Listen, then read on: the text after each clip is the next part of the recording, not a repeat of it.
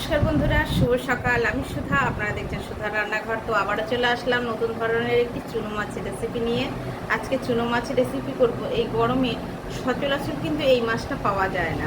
তো শহরে তো পাওয়াই যায় না, আমাদের গ্রাম সাইডেও খুব একটা পাওয়া যায় না। তো আজকে পেয়েছি, ভাবলাম রেসিপিটা আপনাদের সাথে শেয়ার করি। তো চলুন রেসিপিটা তুলে ধরলাম আপনাদের কাছে। কেমন লাগে কমেন্টে জানাবেন। আমার চ্যানেলে নতুন হয়ে থাকলে চ্যানেলগুলো সাবস্ক্রাইবার করবেন। যারা ইউটিউব থেকে দেখছেন চ্যানেলটি সাবস্ক্রাইবার করবেন, যারা ফেসবুক থেকে দেখছেন পেজটিকে ফলো করে পাশে থাকবেন। বেশ খানিকটা চুনো মাছ এখানে আমি পেয়ে গেছি। আর মোরলা চুনোগুলো দেখুন কত সুন্দর, একদম একদম আলাদা। বেশ ছোট ছোট চুনো মাছ আছে। তো এইগুলো আমি রান্না করব আজকে। সর্বপ্রথম আমি এখানে লবণ দিব। লবণটা দিয়ে হলুদটাও দিয়ে নেব। আপনাদের কার কার এই মাছটা খেতে ভালো লাগে অবশ্যই কিন্তু কমেন্ট করে জানাবেন। তেল গরম হয়ে গেছে, মাছগুলো ভেজে দিচ্ছি।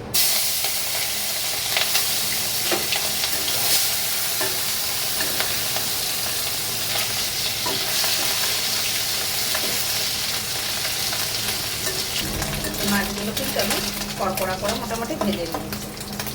গ্যাসটা কমিয়ে দিলাম। এতটা তেল দেবেন যাতে মাছগুলো না ভাঙে। এই যে আমার একটা মাছও কিন্তু ভাঙেনি। এর মধ্যে আমি আরও তেল দেব। তেলটা বেশি দিতে হবে যেন মাছটা ডুবো তেলে ভাজা হয়। তেলটা কিন্তু বেশ গরম হয়ে গেছে। এর মধ্যে কিন্তু বেশি কতগুলো মাছ দেওয়া যাবে না। ওই হাতে এক মুঠো মাছ দিয়ে ভাজতে হবে। হয়ে গেছে আমার মাছগুলো সব ভাজা হয়ে গেছে। একটা মাছও কিন্তু দেখুন আমার ভাঙেনি, গোটা গোটা রয়েছে সব মাছ। একটু বেশি করে তেল দিয়ে ভেজে নিতে হবে। এই তেলের ভিতরেই এবার আমি আলুগুলো দিয়ে দেব।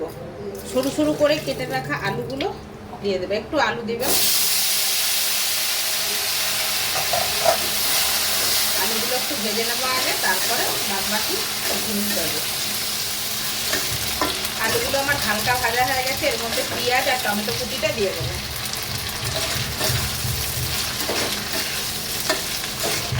এর ভিতরে দিয়ে দেবো স্বাদ অনুযায়ী লবণ।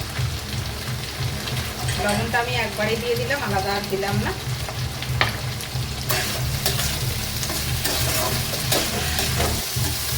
আলু দিয়ে টমেটো পেঁয়াজটা বেশ খানিকক্ষণ আমি কিন্তু ভেজে নিলাম। এবার আমি একটু হলুদ গুঁড়ো দেবো এর মধ্যে।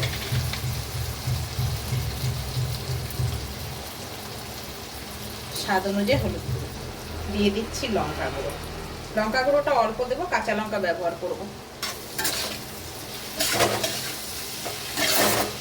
ভেজে নেব।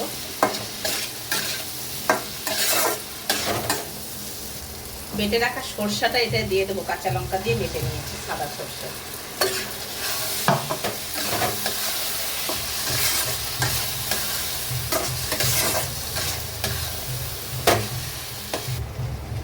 এটা কিন্তু আমার দেওয়া হয়ে গেছে। আমি কিন্তু কষালাম না বেশি, এই যে জল দিয়ে দিলাম।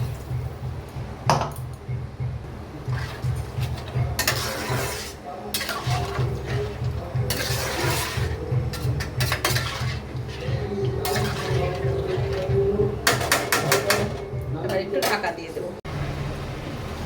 দেখি সেদ্ধ হলো কিনা। হয়ে গেছে আলুগুলো সেদ্ধ। মাছগুলো দিয়ে দেবো। মাছগুলো দিয়ে একটু ফুটিয়ে নামিয়ে দেবো। এইরকম ধরনের মাছের রেসিপি থাকলে আর কিছুর দরকার নেই, তাই না বন্ধুরা? আমার এটা হয়ে গেছে। একটু গ্রেভি রাখছি, এটা অনেকটা মাছে বা আলুতে টেনে যাবে। তো নামিয়ে ফিরে আসছে। রেসিপিটা তো দেখলেন, এবার লুকটা দেখুন কতটা সুন্দর হয়েছে। খেতে কিন্তু অসাধারণ লাগে বন্ধুরা এই চুনো মাছের ঝাল আলু দিয়ে করলে। কেমন লাগলো ভিডিওটা অবশ্যই কমেন্টে জানাবেন। আজকের মতন বিদায় নিয়ে নিচ্ছি। সুস্থ থাকবেন, ভালো থাকবেন। দেখা হচ্ছে পরের ভিডিওতে। Bye bye.